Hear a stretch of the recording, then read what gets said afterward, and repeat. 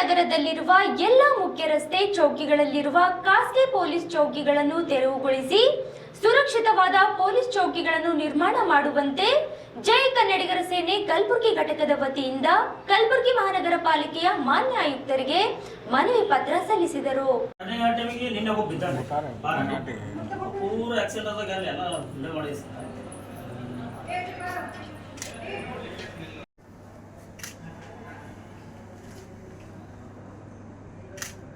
ಇನ್ನೇ ಜಗತ್ ಬಲ್ಲಿ ಬಿದ್ದಾನ್ರಿ ಹುಡುಗ ರಾತ್ರಿ ಟೈಮ್ ಸರ್ ಪೂರ ತೆಗಿಬೇಕು ಸರ್. ಯಾಕಂದ್ರೆ ಅವ್ನ ಮ್ಯಾಗ ಅಫರ್ ಬಿ ಆಗ್ಬೇಕು ಸರ್ ಕೂಡಲೇ. ಯಾಕಂದ್ರೆ ನಿಮ್ಮ ಮ್ಯಾಗ ಗಮನಕ್ಕಿಲ್ಲ ಅಂದ್ರೆ ಈಗ ನೀವು ಯಾವಾಗಲೇ ಜಿಬಿದಾಗ ಮೀಟಿಂಗ್ದಾಗ ಇಟ್ಟೆ ಪಾಸ್ ಮಾಡ್ತಾರೆ ಸರ್. ಏನೇ ಇದ್ರು ಬಿ ಸರ್ ಈಗ ಕೂಡಲೇ ಅವ್ನ ಕ್ರಮ ತಗೋಬೇಕು ಸರ್.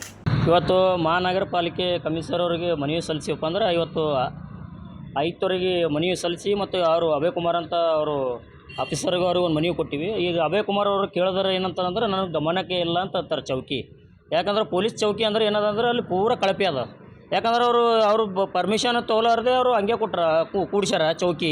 ಅದು ಏನು ಆಗ್ಬೇಕಂದ್ರೆ ನಿನ್ನೆ ನೋಡಿದ್ರೆ ಸಾರ್ವಜನಿಕರ ತೊಂದರೆ ಆಯಿತು. ಅದು ಚೌಕಿ ಇಟ್ಟರೆ ಪೊಲೀಸ್ ಚೌಕಿ ಇಟ್ಟಿದ್ಮೇಲೆ ಅದು ಆಲ್ರೆಡಿ ನಿನ್ನೆ ಬಂದು ಗಾಡಿ ತೊಗೊಂಡು ಬಿದ್ದು ನಿನ್ನೆ ಮನುಷ್ಯ.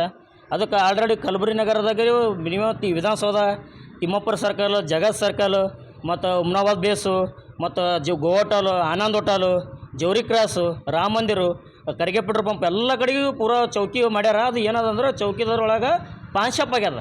ಪಾನ್ ಶಾಪ್ ಥರ ಅಂದ್ರೆ ಪಾನ್ ಶಾಪ್ದಾಗ ಟೈಪು ಮಾಡಿದ್ದಾರೆ. ಅದೇನೋ ಅದು ಪೊಲೀಸ್ ತಂದ್ರೆ ಹೆಂಗಿರ್ತಂದ್ರೆ ಅದು ಒಂದು ಅನ್ಪನ ಕ್ರಾಸಿಗೆ ಅದ ಪೊಲೀಸ್ ಚೌಕಿ ಅಂದ್ರೆ ಹೆಂಗಂದ್ರೆ ಅವರು ಒಂದು ಇದು ಛತ್ರಿ ಇರಬೇಕು, ಛತ್ರಿ ಟೈಪ್ ಒಂದು ಥರ ಮಾಡಬೇಕು, ಕೂಡಕ್ಕೆ ಅನುಕೂಲ ಇರಬೇಕು ಪೊಲೀಸರಿಗೆ.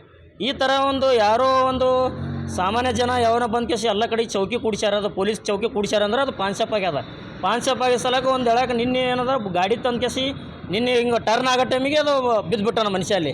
ಅದಕ್ಕೆ ಭಾಳ ತೊಂದರೆ ಆಗ್ತದೆ. ಇಲ್ಲಿ ಮಹಾನಗರ ಪಾಲಿಕೆ ಕೇಳೋದ್ರೆ ಏನಂದ್ರೆ ಅದಕ್ಕೆ ನಮ್ಮ ಏನು ಗಮನಕ್ಕಿಲ್ಲ, ನಮಗೇನು ಅವು ಯಾವುದೂ ಪರ್ಮಿಷನ್ ಕೊಟ್ಟಿಲ್ಲ, ಏನೂ ಕೊಟ್ಟಿಲ್ಲ ಅಂತ ಕೇಸಿ ಹೇಳ್ತಿದ್ದಾರೆ ಅಭಯ್ ಕುಮಾರ್ ಅವರು. ಅದಕ್ಕೆ ದಯವಿಟ್ಟು ಅವನ ಮ್ಯಾಗ ಎಫ್.ಐ.ಆರ್ ಆಗಬೇಕು, ಅವನ ಮ್ಯಾಗ ಕಠಿಣ ಕ್ರಮ ತೊಗೋಬೇಕು. ಇವು ಗುಲ್ಬರ್ಗದಾಗ ಏಸಾವು ಚೌಕಿಗಳು ಅಷ್ಟು ತೆಗಿಬೇಕಂತ ನಂದು ವಿನಂತಿ ಅದ. ಇದು ತೆಗಿಲಿಲ್ಲಪ್ಪ ಅಂದ್ರೆ ಈ ಒಂದು 8 ದಿವಸದಾಗಲಿ ಮತ್ತು ಮಹಾನಗರ ಪಾಲಿಕೆ ಎದುರುಗಡೆಗೆ ಒಂದು ಧರಣಿ ಮಾಡಬೇಕಂತ ಒಂದು ಬೇಡಿಕೆ ಅದ.